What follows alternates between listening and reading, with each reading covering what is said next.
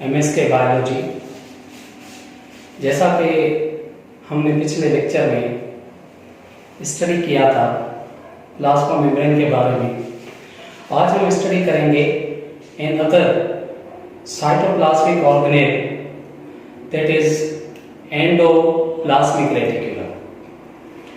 Endo, the term endo it means inside। जो भी चीज अंदर की तरफ होती है उसके लिए टर्म यूज करते हैं endo, means inside.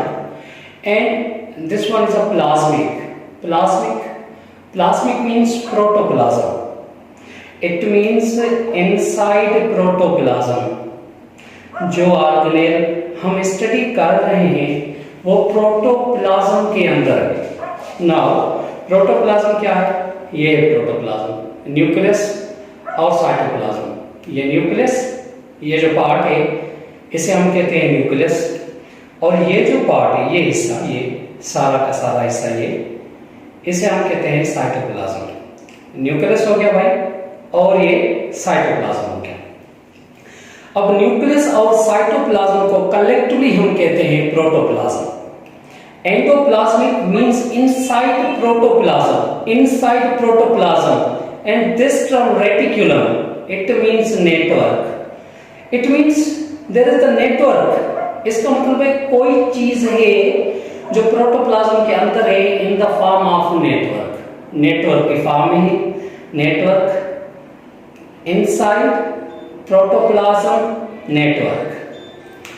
Endoplasmic reticulum है क्या? The endoplasmic reticulum described as it is a network of tubules and vesicles that extend from plasma membrane to nuclear membrane। ये इसकी बेटा डेफिनेशन हो गई। The endoplasmic reticulum नेटवर्क है। यहाँ से ये जो न्यूक्लियस की मेम्ब्रेन है इसे कहते हैं हम न्यूक्लियर मेम्ब्रेन। ये न्यूक्लियस की मेम्ब्रेन जो न्यूक्लियस में होती है उसे हम कहते हैं न्यूक्लियर मेम्ब्रेन।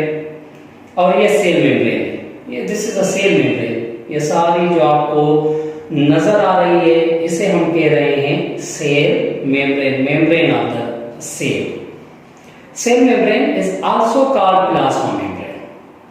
अब ये नेटवर्क है 1 2 3 4 5 6, ये 6 नेटवर्क है। किस चीज का नेटवर्क है? ट्यूब्यूल्स का नेटवर्क है और वेसिकल्स का नेटवर्क है। This is a network of tubules and vesicles that extend from, जो कहां पे है? extend है कहां से? न्यूक्लियर मेम्ब्रेन से cell membrane. this part, this region from nuclear membrane to cell membrane, this complete part is called endoplasmic reticulum। Endoplasmic reticulum means network of tubules and vesicles which extend from cell membrane to nuclear membrane। This is called endoplasmic reticulum। अब definition हो गई। इसके आगे it is a more concentrated in the inner region, अंदर की जानिब towards the inside we have found cytoplasm, अंदर की जानिब cytoplasm है। then it's a peripheral region, ये बाहर की जानिब। इसका मतलब है ये जो नेटवर्क है ट्यूब्यूल्स और वेसिकल्स का, ये अंदर की जानिब टुवर्ड्स साइटोप्लाज्म बहुत ज्यादा है, और towards periphery outside towards cell membrane ये नेटवर्क क्या है? बहुत ही कम है। इसे कहते हैं हम endoplasmic reticulum. 2 types of endoplasmic reticulum. The first one is a granular or rough endoplasmic reticulum। Granular means having the concept of grains, दानेदार। जब हम इसे देखते हैं कि दानेदार स्ट्रक्चर्स होती हैं, उस दानेदार स्ट्रक्चर से उसे क्या बनाती है? उसे रफ बनाती है। रफ एंडोप्लाज्मिक रेटिकुलम है तो endoplasmic reticulum, but due to the presence of these grains मौजूद है ना, ग्रेनुलर, इसे कहते हैं rough endoplasmic reticulum. Short form में हम लिखते हैं RER। It is called as a rough, इसे क्या कह रहे हैं, रफ कह रहे हैं। Physical appearance due to the rough appearance, इसे कह रहे हैं rough are granular.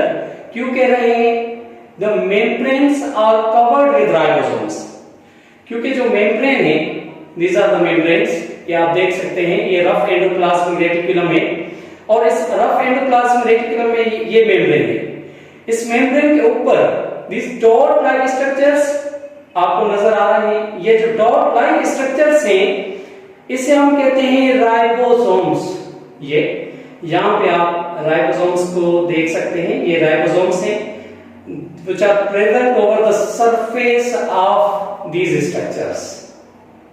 Ribosomes covered है, membrane cover है, membrane के ऊपर है, cover है with the help of ribosomes, giving them rough appearance. जब ribosomes इन ट्यूब्स के ऊपर आ जाते हैं तो इन्हें क्या देते हैं, जस्ट लाइक अ रफ, कोई सरफेस होता है ना, सरफेस, वो रफ सरफेस होता है। इसका जो ट्यूब्यूल्स है, इसका जो सरफेस है वो रफ है। Ribosomes are attached to the membrane through their larger subunit 60S by a specific glycoprotein called riboforin. अब ये राइबोसोम्स हैं, राइबोसोम्स अटैच्ड हैं over the surface of these tubules, in surface के ऊपर। अब राइबोसोम्स की जो स्ट्रक्चर होती है, इसमें एक लार्जर सबयूनिट होता है जिसकी सेडिमेंटेशन 60 स्वेटबर्ग होती है। 60 स्वेटबर्ग आप देख सकते हैं, 60 Svedberg, and this is a larger, and the shape of this sub unit is dome shape, and this is a smaller, ये जो स्ट्रक्चर देख रहे हैं ये स्मॉलर है।